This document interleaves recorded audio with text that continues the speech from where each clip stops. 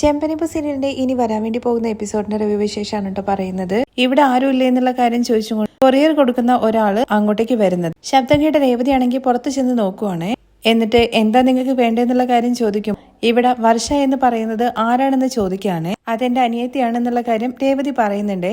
അവർക്കൊരു പാർസൽ വന്നിട്ടുണ്ട്. ശരി തന്നേക്കൊന്ന് രേവതി പറയുന്നുണ്ട്. ഇല്ല അവരാണ് സൈൻ ചെയ്യേണ്ടത്, പക്ഷെ വർഷ വീട്ടിലില്ലല്ലോ, ഞാൻ സൈൻ ചെയ്ത് തന്നാൽ മതിയൊന്ന് രേവതി ചോദിക്കുമ്പോ ആ ശരി എന്ന് പറഞ്ഞിട്ട് സൈൻ ചെയ്യാനുള്ള പേപ്പർ രേവതിയുടെ കയ്യിലേക്ക് കൊടുക്കുവാണ്. എന്നാൽ ശബ്ദം കേട്ടുകൊണ്ടുവന്ന ചന്ദ്രമതി ആണെങ്കിൽ രേവതി നീ ആരെടുത്താ സംസാരിക്കുന്നതെന്ന് ചോദിച്ചുകൊണ്ടാണ് അങ്ങോട്ടേക്ക് വരുന്നത്. അമ്മ വർഷയ്ക്ക് പാർസൽ വന്നിട്ടുണ്ട്, അതുകൊണ്ടാണ്. വർഷയ്ക്ക് വന്ന പാർസല് നീ എന്തിനാ മേടിക്കുന്നതെന്നാണ് കേട്ടോ ചന്ദ്രയുടെ അടുത്ത ചോദ്യം. അവള് വീട്ടിലില്ലല്ലോ, അതുകൊണ്ട് ഞാൻ വാങ്ങിച്ചു വെക്കാന്ന് വിചാരിച്ചു. നീ അവൾക്ക് വന്ന പാർസലൊന്നും മേടിച്ചു വെക്കാൻ വേണ്ടി നിൽക്കണ്ട. അവള് വീട്ടിലില്ലെന്ന് കരുതിയിട്ട് അവളുടെ പാർസൽ മേടിച്ചു വെക്കാൻ വേണ്ടിയിട്ട് നീ ആരാണ്? അങ്ങനെയാണെങ്കിൽ അമ്മ തന്നെ മേടിച്ചോളൂ എന്ന് രേവതി പറയുന്നുണ്ട്. വർഷ എന്ന് പറയുന്നത് എന്റെ മരുമകളാണ്, പാർസൽ എന്റെ കയ്യിൽ തന്നാൽ മതി എന്ന് പറഞ്ഞിട്ട് അയാളുടെ കയ്യിൽ നിന്ന് പാർസൽ ചന്ദ്രമതി മേടിച്ചിട്ട് അങ്ങ് പോകുമ്പോ ഇതിനകത്ത് മാഡം ഒരു സൈൻ ചെയ്യണമെന്ന് പാർസൽ കൊടുക്കുന്ന ആള് പറയുന്നുണ്ട്. രേവതി നീ അങ്ങ് ചെയ്തു കൊടുക്കുക എന്ന് രേവതിയുടെ അടുത്ത് ചന്ദ്ര പറയുന്ന സമയത്ത് അമ്മയെ പാർസൽ മേടിച്ചത് അമ്മയല്ലേ, അമ്മയ്ക്ക് അങ്ങ് സൈൻ ചെയ്ത് കൊടുത്താൽ പോരെ, നിന്റെ അടുത്ത് പറഞ്ഞതങ്ങ് കേട്ടാ മതി എന്ന് പറഞ്ഞിട്ട് രേവതിയെ കൊണ്ട് സൈൻ ചെയ്യിപ്പിക്കുകയാണ്. എന്നതിന് ശേഷം പാർസൽ എന്താന്നുള്ള കാര്യം ഇങ്ങനെ അവിടെ ഇരുന്നു കൊണ്ട് നോക്കുന്നുണ്ട്. സൈൻ ചെയ്തിട്ട് രേവതി വരുമ്പോ നീ എന്താടി പുറത്തുള്ള ആൾക്കാരുടെ മുമ്പിൽ വെച്ച് എന്റെ അടുത്ത് ഇത്ര അഹങ്കാരത്തോടു കൂടി സംസാരിക്കുന്നത്? അമ്മയും അവരെ മുമ്പിൽ വെച്ചിട്ട് തന്നെയല്ലേ എന്റെ അടുത്ത് ഇങ്ങനെ സംസാരിച്ചതെന്ന് രേവതി തിരിച്ചും ചോദിക്കുന്നുണ്ട്. വന്ന് വന്ന് നിനക്ക് ഇച്ചിരി അഹങ്കാരം കൂടി വരുന്നുണ്ട്, പോയിട്ട് നിന്റെ ജോലി ചെയ്യുമെന്ന് പറഞ്ഞിട്ട് രേവതി അങ്ങ് പറഞ്ഞേക്കാണ്. അങ്ങനെ രേവതി അങ്ങ് പോകുമ്പോഴേക്കും ചന്ദ്ര ഇപ്പോ ഇതിനകത്ത് എന്തായിരിക്കും എന്നുള്ള കാര്യം വിചാരിച്ചൊന്ന് കുലുക്കിയൊക്കെ നോക്കുന്നുണ്ട്. ചന്ദ്ര പൊളിക്കാൻ വേണ്ടി ശ്രമിക്കുന്നത് രേവതി കാണുമ്പോ അമ്മേ അതെന്തിനാ പൊളിക്കാൻ വേണ്ടി ശ്രമിക്കുന്നതെന്ന് ചോദിക്കുകയാണെ. പൊളിക്കാതെ എങ്ങനെയാണ് ഇതിനകത്ത് എന്താണെന്നുള്ള കാര്യം അറിയുന്നത്? അമ്മ അത് വർഷയ്ക്ക് വന്ന പാർസലല്ലേ, അതിനെന്താ കുഴപ്പം? എന്റെ മരുമകൾക്ക് വന്ന പാർസൽ ഞാൻ പൊളിക്കുന്നതിൽ എന്താ കുഴപ്പം? നീയെ എല്ലാത്തിലും മൂക്ക് തുടയ്ക്കാൻ വേണ്ടി നിൽക്കണ്ട, നിന്റെ ജോലി നോക്കിയാൽ മതി എന്ന് പറഞ്ഞിട്ട് രേവതിയുടെ വായ അടപ്പിക്കുകയാണേ. ഇനി എന്താന്ന് വെച്ചാൽ ചെയ്തോട്ടെ എന്ന മട്ടിൽ രേവതി ആണെങ്കിൽ അത് മൈൻഡ് ചെയ്യാതെ നിൽക്കുന്നുണ്ട്. അപ്പോഴേക്കും പാർസൽ പൊളിക്കലൊക്കെ കഴിഞ്ഞു കേട്ടോ. പൊളിച്ചിട്ട് അതിനകത്ത് ഹെഡ്ഫോൺ ആണ് കേട്ടോ എടുക്കുന്നത്. ഇതെന്താണ് ഇത്രയും വലിയൊരു സാധനം എന്ന് ചന്ദ്ര ചോദിക്കുന്നുണ്ട്. അമ്മയത് ഹെഡ്ഫോൺ ആണ്, ചെവിയിൽ വെച്ചിട്ട് പാട്ടൊക്കെ കേൾക്കില്ലേ അത്. അതെന്താ എനിക്ക് അറിയില്ലെന്നാണോ നിന്റെ വിചാരം? നീ പോവാടുന്നെന്ന് പറഞ്ഞിട്ട് ചന്ദ്രമതി രേവതി അങ്ങ് ആട്ടുവാണ്. ഹെഡ്ഫോൺ എടുത്തിട്ട് ചെവിയിൽ വെച്ചതിന് ശേഷം ഇതിന്ന് പാട്ടൊന്നും കേൾക്കുന്നില്ലല്ലോ, ഇനി ഇത് ഒരുപക്ഷെ കേടാവോ എന്നൊക്കെ ചോദിക്കുന്നുണ്ട് കേട്ടോ ചന്ദ്ര. അമ്മേ അത് ഫോണുമായിട്ട് കണക്ട് ചെയ്താൽ മാത്രമേ പാട്ട് കേൾക്കുള്ളൂ, രേവതി തന്നെ പഠിപ്പിക്കുകയാണെന്നുള്ള കാര്യം മനസ്സിലാകുമ്പോ ചന്ദ്രയാണെന്നുണ്ടെങ്കിൽ നീ എന്തിനാണ് എല്ലാം എന്നെ പഠിപ്പിക്കുന്നത്? ഒന്നും എനിക്ക് അറിയാത്തതുപോലെയാണല്ലോ നിന്റെ ഒരു സംസാരം. ഞാൻ എന്തെങ്കിലും നിന്റെ അടുത്ത് ചോദിച്ചോ, നീ നിന്റെ പണി നോക്കിയാൽ മതി എന്നൊക്കെ പറയുന്നുണ്ട്. രേവതി ആണെങ്കിൽ മൈൻഡ് ചെയ്യാതെ അവിടെ ഇങ്ങനെ പോയിരിക്കുവാണേ. അത് കഴിഞ്ഞ് ചന്ദ്രയാണെങ്കിൽ ഹെഡ്ഫോൺ ചെവിയിലൊക്കെ വെച്ചിട്ട് ഇങ്ങനെ കണ്ണാടിന്റെ മുമ്പിൽ പോയി സ്റ്റൈലാക്കുന്നൊക്കെ ഉണ്ട്. അതേസമയം ശ്രീകാന്തും വർഷയും കൂടി അങ്ങോട്ട് ഇങ്ങനെ കയറി വരുവാണ്. ശ്രീകാന്തെ ഭക്ഷണം കഴിച്ചിട്ട് നമുക്ക് വേഗം തന്നെ പോകണം, ഇതുകൊണ്ടല്ലേ വർഷം ഞാൻ പറഞ്ഞത് നീ റെസ്റ്റോറന്റിലേക്ക് വന്നോ, നമുക്ക് അവിടുന്ന് തന്നെ കഴിക്കാം എന്ന്. എത്രയെന്ന് വിചാരിച്ചിട്ടാണ് ശ്രീകാന്തെ നമ്മളിങ്ങനെ റെസ്റ്റോറന്റ് ഫുഡ് കഴിക്കുന്നത്? അത് നമ്മുടെ ശരീരത്തിന് അത്ര നല്ലതല്ല. ഇത് കേട്ട ശ്രീകാന്ത് ആണെങ്കിൽ അപ്പൊ ഞാൻ ഉണ്ടാക്കി തരുന്നത് നല്ലതല്ല എന്നല്ലേ നീ പറഞ്ഞു വരുന്നത്? കൊള്ളാം എന്നൊക്കെ പറഞ്ഞ് തലയാട്ടും കൊണ്ടാണ് ശ്രീകാന്ത് ഇങ്ങനെ കയറി വരുന്നത്. അവര് കയറി വരുന്ന സമയത്ത് ചന്ദ്രയാണെന്നുണ്ടെങ്കിൽ ഹെഡ്ഫോൺ ഒക്കെ ചെവിയിൽ ഇങ്ങനെ വെച്ചിട്ടാണ് കേട്ടോ നിൽക്കുന്നത്. അവര് കയറി വരുന്ന സമയത്ത് ചന്ദ്രയാണെങ്കിൽ ഹെഡ്ഫോൺ ഒക്കെ ചെവിയിൽ വെച്ചിട്ടാണ് നിൽക്കുന്നത്. അല്ല അമ്മ എന്താ ഹെഡ്ഫോൺ ഒക്കെ വെച്ചിട്ട് ആന്റി ഇത് മേടിച്ചോ എന്നുള്ള കാര്യം ചോദിക്കാൻ കേട്ടോ വർഷ. ഞാൻ എന്തിനാണ് ഇതൊക്കെ മേടിക്കുന്നത്? ഈ കൊറിയർ വർഷ നിനക്ക് വന്നതാണ്. അല്ല ആന്റി ഇത് പാക്ക് ചെയ്യാതെ ഇങ്ങനെയാണോ അവര് കൊണ്ടുതന്നത്? അല്ലല്ല ദാ പാക്ക് ചെയ്തിട്ട് തന്നെയാ വന്നത്, ഞാനാണ് ഇതെല്ലാം പൊളിച്ചു നോക്കിയെന്ന് പറയണേ. അത് കേട്ട ഉടനെ വർഷയ്ക്ക് അങ്ങ് ദേഷ്യം വരുന്നുണ്ട്. ഞാൻ ഓർഡർ ചെയ്ത സാധനം എനിക്ക് വന്ന പാർസല് നിങ്ങൾ എന്തിനാ പൊട്ടിച്ചു നോക്കിയെന്ന് ഭയങ്കര ദേഷ്യത്തിലാണ് കേട്ടോ വർഷ ചോദിക്കുന്നത്.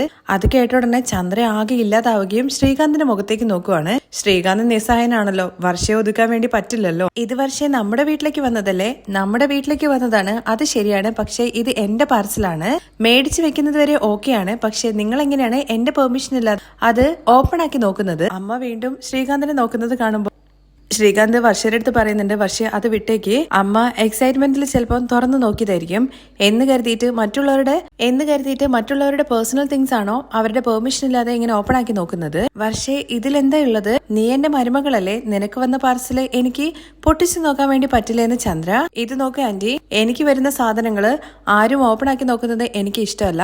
എന്റെ അമ്മയാണെങ്കിൽ പോലും ഞാൻ ഇതുപോലെ തന്നെ ഒച്ചയെടുക്കും. നിങ്ങൾ എന്റെ അമ്മായിമ്മയാണെങ്കിലും അതിനൊക്കെ ഒരു ബൗണ്ടറി ഇല്ലേ? ഞാൻ എപ്പോഴെങ്കിലും നിങ്ങളുടെ സാധനങ്ങൾ എടുത്തിട്ടുണ്ടോ? പിന്നെ നിങ്ങൾ എങ്ങനെയാണ് എനിക്ക് വന്ന സാധനങ്ങൾ പൊട്ടിച്ചു നോക്കുന്നത്? മാനേഴ്സ് എന്ന് പറയുന്ന ഒരു കാര്യമില്ലേ? അതുകൂടി കേൾക്കുമ്പോഴേക്ക് ചന്ദ്രയാകെ ഇല്ലാതാവുകയാണേ. രേവതിയുടെ മുഖത്ത് നോക്കുമ്പോൾ രേവതിയാണെങ്കിൽ ചെറിയൊരു ചിരിയോട് കൂടി വെറുതെ ആവശ്യമില്ലാത്ത പണിക്ക് നിൽക്കണമായിരുന്നോ എന്ന മട്ടിലാണ് നോക്കി നിൽക്കുന്നത്. ചന്ദ്രയാണെങ്കിൽ വീണടുത്ത് കിടന്ന് വീണ്ടും ഉരുളുവാണേ.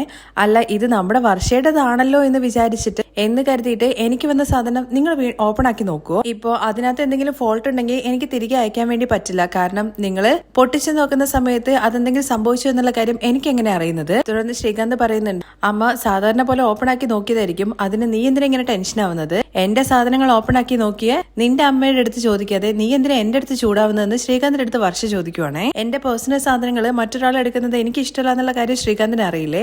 എന്തിന് ശ്രീകാന്ത് എടുത്താലും ഞാൻ ചീത്ത വിളിക്കാറില്ലേ? ശരി, പക്ഷേ അത് അമ്മയ്ക്ക് അറിയില്ലല്ലോ. ഇപ്പോഴല്ലേ അമ്മ ആ കാര്യം മനസ്സിലാക്കുന്നത്. അതുകൊണ്ട് ഇത് ഫസ്റ്റ് ടൈം അല്ലേ, വിട്ടേക്ക്. ഇനി എന്തായാലും നിന്റെ പേഴ്സണൽ തിങ്സ് ഒന്നും അമ്മ ഓപ്പൺ ആക്കി നോക്കില്ല. അത് കഴിഞ്ഞ് വർഷയാണെന്നുണ്ടെങ്കിൽ ചന്ദ്രയുടെ കയ്യിൽ നിന്ന് ആ സാധനം മേടിച്ചിട്ട് ആന്റീനെ ഡിസ്റെസ്പെക്ട് ആയിട്ട് സംസാരിക്കണമെന്ന് ഞാൻ വിചാരിച്ചിട്ടില്ല, പക്ഷെ എന്റെ സാധനങ്ങൾ ആരെടുത്താലും എനിക്കത് ഇഷ്ടമല്ല, അതുകൊണ്ടാണെന്ന് പറഞ്ഞിട്ട് വർഷങ്ങ് കയറി പോവാണേ. ചന്ദ്ര ആകെ തോല്ലി ഉരിഞ്ഞ പോലെ അങ്ങ് നിൽക്കുവാണ്. ചന്ദ്രയ്ക്ക് ചീത്ത കേട്ടതിനേക്കാളും നമ്മുടെ രേവതിയുടെ മുമ്പിൽ വെച്ചിട്ടാണല്ലോ വർഷ ഇത്രയും കാര്യങ്ങളൊക്കെ പറഞ്ഞത്. അതിന്റെയും കൂടി വല്ലാത്തൊരു സ്ട്രെസ് ഉണ്ട് കേട്ടോ. വർഷ പോയതിന്റെ പുറകെ തന്നെ ശ്രീകാന്ത് പോവാൻ വേണ്ടി നിൽക്കുവാണ്. ഉടനെ തന്നെ ശ്രീകാന്ത് എന്ന് പറഞ്ഞിട്ട് ചന്ദ്ര വിളിക്കുന്നുണ്ട്. എടാ, നിന്റെ ഭാര്യ എന്ത് വർത്താനം പറഞ്ഞിട്ടാണ് പോയത്? ഞാൻ അമ്മയ്ക്ക് സപ്പോർട്ട് ചെയ്തിട്ടല്ലേ സംസാരിച്ചെന്ന് ശ്രീകാന്ത് ചോദിക്കുമ്പോ, ഇതാണോ നീ എന്നെ സപ്പോർട്ട് ചെയ്ത ലക്ഷണം? നീ എന്തായിരുന്നു നിന്റെ ഭാര്യയുടെ അടുത്ത് പറയേണ്ടിരുന്നത്? നിന്റെ സാധനങ്ങള് അമ്മ തുറന്നു നോക്കിയതിൽ എന്താണ് തെറ്റെന്നുള്ള കാര്യം നീ അവളുടെ അടുത്ത് ചോദിക്കണ്ടേടാ. അമ്മ, അവൾക്ക് ശരിക്കും അവളുടെ സാധനങ്ങൾ ആരും എടുക്കുന്നത് ഇഷ്ടമല്ല. ഇത് കേട്ട ചന്ദ്ര ശ്രീകാന്തിന്റെ അടുത്ത് ചോദിക്കുന്നത്, എടാ, ഇത് അവളുടെ വീടാണോ അതോ എന്റെ വീടാണോ? ഇവിടെ ഞാൻ അവള് പറയുന്നത് പോലെയാണോ ജീവിക്കേണ്ടത്? എടാ ശ്രീകാന്തെ, നീ അവൾക്ക് ഭയങ്കരമായിട്ട് ഇടം കൊടുക്കുന്നുണ്ട്. അവസാനം നിന്റെ അവസ്ഥയും സച്ചിയെ പോലെ ആകുന്നു പറയണേ. ഇപ്പോ അമ്മ എന്തിനാ സച്ചിയേട്ടനെ ഇതിലേക്ക് വലിച്ചഴിക്കുന്നത് ശ്രീകാന്ത് ചോദിക്കുമ്പോ, ഞാൻ പറയുന്നത് സത്യമാണടാ. ഇപ്പോഴത്തെ പെണ്ണുങ്ങളൊക്കെ ഉണ്ടല്ലോ, ഭർത്താവിനെ കൈക്കൊമ്പിളിലാക്കിയിട്ട് അവരുടെ ഇഷ്ടത്തിന് ആട്ടിക്കൊണ്ട് നടക്കാന്ന് വിചാരിച്ചുകൊണ്ട് നടക്കുവാണ്. സച്ചിയും അങ്ങനെ തന്നെയാണ്. ഒരുത്തി മൊത്തത്തില് അവളുടെ മുന്താണിയിൽ കെട്ടിവെച്ചിരിക്കുകയാണ്. അവൻ അവളുടെ സംസാരം കേട്ടിട്ടാ നടക്കുന്നത്. നീയും അതുപോലെ ആവണ്ട, അവസാനം സച്ചിയുടെ അവസ്ഥയാവും നിനക്ക് എന്നൊക്കെ പറഞ്ഞിട്ട് ചന്ദ്ര അങ്ങ് പോവാണേ. ചന്ദ്ര പോയി കഴിഞ്ഞതിന് ശേഷം ശ്രീകാന്ത് ആണെന്നുണ്ടെങ്കിൽ രേവതിക്ക് അരികിലേക്ക് ചെല്ലുവാണേ. രേവതി ചേച്ചി, അമ്മ പറഞ്ഞതൊന്നും കാര്യമായിട്ട് എടുക്കണ്ട എന്ന് പറയുന്നുണ്ട്. എനിക്ക് ശ്രീകാന്ത് ഇതെന്താ പുതുമയാണോ? അത് വിട്ടേക്ക് ചേച്ചി, ഞാനിപ്പോ എന്ത് ചെയ്യേണ്ടെന്നുള്ള കാര്യം അറിയാത്ത അവസ്ഥയിലാണ്. വർഷയാണെങ്കിൽ കിടന്ന് ഒച്ചയെടുക്കുന്നു. അമ്മയെ സപ്പോർട്ട് ചെയ്ത് സംസാരിച്ചു, അതിന് അമ്മ എന്റെ അടുത്ത് ചീത്ത പറയാ ചെയ്തത്. അമ്മയെ സപ്പോർട്ട് ചെയ്തതിന് ഇനിയിപ്പോ വർഷയും എന്റെ അടുത്ത് ഒച്ചയെടുക്കും. എന്താണ് ഞാൻ ചെയ്യേണ്ടതെന്നുള്ള കാര്യം അറിയാത്തൊരവസ്ഥയിലാണെന്ന് പറയുമ്പോൾ, ശ്രീകാന്തെ, നീ വർഷയെ റൂമിലേക്ക് കൂട്ടിക്കൊണ്ടുപോയിട്ട് അവളെടുത്ത് സമാധാനപരമായിട്ട് പറയണമായിരുന്നു, അമ്മ അങ്ങനെ ഉദ്ദേശിച്ച് തുറന്നതല്ല എന്ന്. അത് ശരിയാണ്, ഞാന് അതിനെക്കുറിച്ച് അങ്ങനെ ഓർത്തില്ല. ഇനി എന്തായാലും അങ്ങനെ ചെയ്യണം എന്നുള്ള കാര്യം രേവതി പറഞ്ഞു കൊടുക്കുന്നുണ്ട്. ഞാനിപ്പോ ചേച്ചി റൂമിലേക്ക് പോയി കഴിഞ്ഞ് കഴിഞ്ഞാൽ അവളും കിടന്ന് ഒച്ചയെടുക്കും. വർഷ ചുമ്മാ പടപടാന്ന് സംസാരിക്കത്തേ ഉള്ളൂ. അവളുടെ മനസ്സിൽ ഒന്നും ഉണ്ടാവില്ല. അവളുടെ സാധനം എടുത്തതിന്റെ ചെറിയ ദേഷ്യമാണ്. അത് കുറച്ച് സമയം കഴിയുമ്പോൾ അങ്ങ് തണഞ്ഞോളൂ. ശരി ചേച്ചി എന്ന് പറഞ്ഞ് ശ്രീകാന്ത് മുറിയിലേക്ക് പോവുകയാണേ. തുടർന്ന് ചന്ദ്രയാണെങ്കിൽ രേവതിക്ക് അരികിലേക്ക് വരുവാണ് കേട്ടോ. എന്നിട്ട് ഇപ്പൊ നിനക്ക് കുളുകുളൂന്നുണ്ടാവുമല്ലോ, പ്രത്യേക ഒരു സുഖം തോന്നുന്നുണ്ടാവുമല്ലോ. നീ വാങ്ങിക്കേണ്ടത് ഞാൻ വാങ്ങിച്ചു എന്നുള്ള കാര്യം പറയാണ്. എന്തിനാണ് അമ്മ ഇപ്പോഴും എന്നെ കുറ്റം പറയുന്നത്? ഞാൻ അപ്പോഴേ പറഞ്ഞതല്ലേ അത് പൊളിച്ചു നോക്കണ്ട എന്നുള്ള കാര്യം. നീയൊക്കെ പറയുന്നത് ഞാൻ കേൾക്കണോ? നിങ്ങളൊക്കെ എന്താ വിചാരിച്ചുകൊണ്ട് നടക്കുന്നത്? നിങ്ങളെല്ലാവരും കൂടി ചേർന്നിട്ട് നിങ്ങൾക്ക് എന്നെ അധികാരം ചെയ്യാ എന്നുള്ള കാര്യമാണോ? നീയൊക്കെ ചേർന്നിട്ട് ഈ കുടുംബം രണ്ടായിട്ട് പിരിക്കാൻ വേണ്ടി നോക്കുന്നു. എന്നാ ഞാന് പാർസൽ പിരിച്ചതാണോ ഇത്രയും വലിയ കാര്യം എന്നൊക്കെ ചോദിക്കുകയാണേ. എത്ര നാള് ഈ ആട്ടം നടക്കും എന്നുള്ള കാര്യം നമുക്ക് നോക്കാം എന്നൊക്കെ പറഞ്ഞ് ചന്ദ്രമതി ദേഷ്യം പിടിച്ചങ്ങ് പോവുകയാണേ.